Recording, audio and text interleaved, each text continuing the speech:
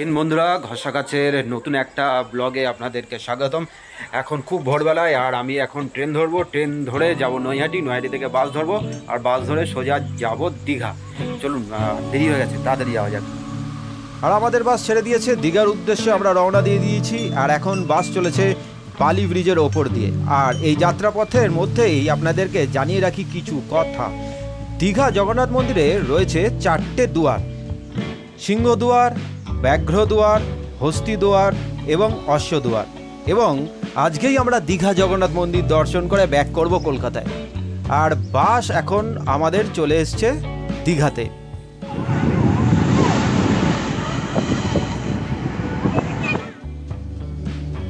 আর দীঘাতে আমি ওল্ড দীঘাতে না নেবে নিউ দীঘাতে নেমেছি। আর কথা মতন পাবলিক টয়লেটে শৌচালয় সেরে নিয়ে আমি চলে এসেছি এখন দীঘার সমুদ্র সৈকতে। আর মাথাটা টিপটিপ করছে, সত্যি বলছি। তাই জন্য এখানে 50 টাকা দিয়ে একটু মাথাটা ম্যাসেজ করে নিলাম। নিউ দীঘার এই সি বিচে নামার ডান সাইড এবং বাঁ সাইডে দেখবেন অনেকেই বসে রয়েছে যারা মোবাইল টোবাইল এইসব জমা রাখছে। ওদের কাছেই হচ্ছে ছোটো তো লাগেজ, মানে একটা জামা প্যান্ট রয়েছে, সেটাকে রেখে দেন এবং সমুদ্র স্নান করে নেন মন ভরে। আর সমুদ্র স্নান করার পর আমরা চলে এসেছি জগন্নাথ মন্দির দর্শন করতে।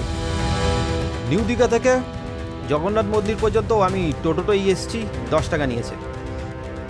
আর সমুদ্রের দিকের মেন রাস্তার সামনের গেট দিয়ে ঢুকেই সামনেই আমরা দেখতে পাবো দীপস্তম্ভ, তার সামনেই রয়েছে অরুণ স্তম্ভ এবং তারপরে রয়েছে সেই সিংহদুয়ার। মন্দিরের 4টে ভাগ আছে: ভোগ মণ্ডপ, নাটমণ্ডপ, জগমোহন মণ্ডপ এবং গর্ভগৃহ।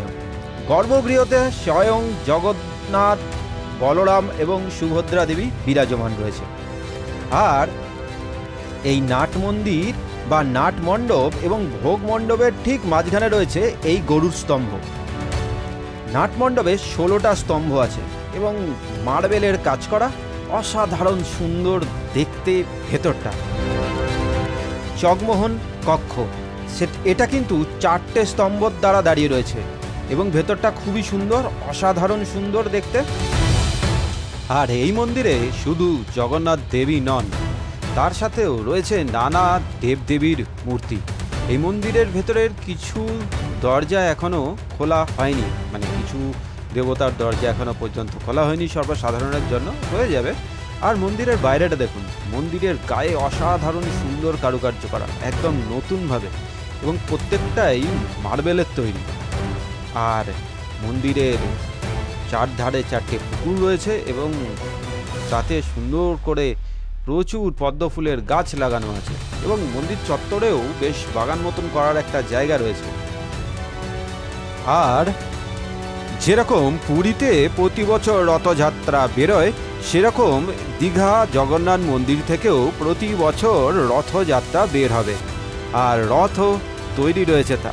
তবে হ্যাঁ, মন্দিরের বিগ্রহ নয়, কাঠের তৈরি বিগ্রহই এই রথে বিরাজমান থাকবেন। আমাদের জগন্নাথ মন্দির দর্শন শেষ, এইবার আমাদের খাওয়া দাওয়া করে নেওয়ার পালা। আর তার জন্য আমরা আবার চলে এসেছি নিউ দীঘাতেই।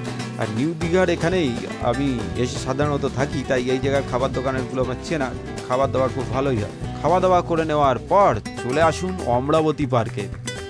আর 5 টাকা দিয়ে টিকিট কেটে ভেতরে ঢুকে পড়ুন। বেঞ্চ আছে, গাছগাছালি আছে, প্রচুর হাওয়া, রেস্ট নিয়ে নিন। চাইলে একটুখানি মোবাইলে অ্যালার্ম লাগিয়ে ঘুমিয়েও নিতে পারেন। আর এই অমরাবতী পার্কেই ঘুরতে ঘুরতে কিছু কথা আপনাদেরকে জানিয়ে রাখি। ট্রেনেও আপনারা একদিনের ট্যুরটা কমপ্লিট করতে পারেন, কিন্তু ট্রেনে প্রচণ্ড ভিড়, অ্যাকচুয়ালি ট্রেনের রিজার্ভেশনও পাওয়া যাচ্ছে না। তাই আমার মনে হয় বাসই এখন বেস্ট আসার জন্য দীঘা। তাছাড়াও এখানকার ঘর ভাড়া এখন কিন্তু প্রচুর বেড়ে গেছে, মানে যে ঘরে আমি 500 টাকায় থাকতাম সেটা কিন্তু এখন 1000 টাকা নিচ্ছে, এতটাই বেড়ে গেছে, প্রায় ডবল। তাই যারা থাকার চিন্তা করছেন এখানে, তারা আগে থেকেই প্রিপেয়ার হয়ে নেবেন যে এখানে এখন কিন্তু হোটেল ভাড়া একটু হাই যাবে। আর দীঘা জগন্নাথ মন্দির তো থাকছে, এত তাড়াহুড়ো করার কিছু নেই।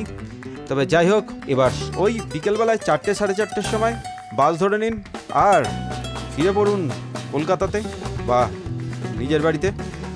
তো ব্লগটা আজকের মতন এখানেই শেষ করছি। দেখা হচ্ছে অন্য কোনো দিন অন্য একটা নতুন ব্লগে।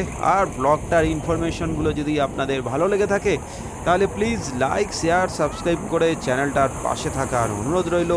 আজকের জন্য টাটা, দেখা হচ্ছে অন্য কোনো দিন অন্য একটা নতুন ব্লগে। ভালো থাকবেন, জয় হিন্দ অ্যান্ড টাটা।